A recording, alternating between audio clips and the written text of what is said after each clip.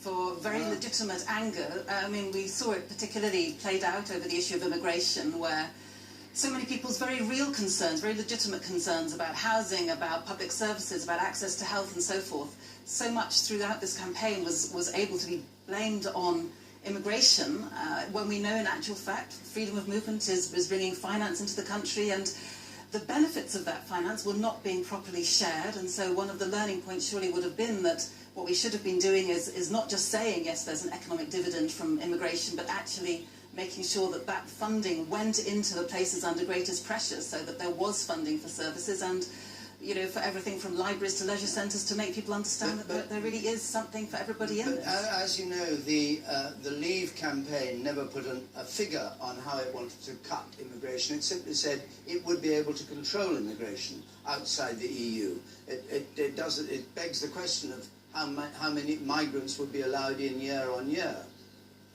Well, you're absolutely right. There was never any clarity from the Leave campaign about how, you know, they were going to wave the wand and immigration was going to vanish, even if that's what... Why is it about immigration? I think that in many ways people have been sold a kind of a snake oil. You know, they've been told that leaving the EU was going to be the solution to a whole range of problems, and what I fear is that actually some of the people who already are hurting most from austerity, from an economic programme that simply isn't helping some of the poorest people, I think they're going to find that leaving the EU is going to make that even worse.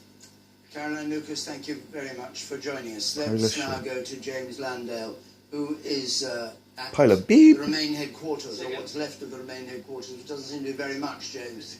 Good morning. Yeah, no, there's not much there here at all now. I have to broken here at the Royal Festival Hall on the south bank of the Thames.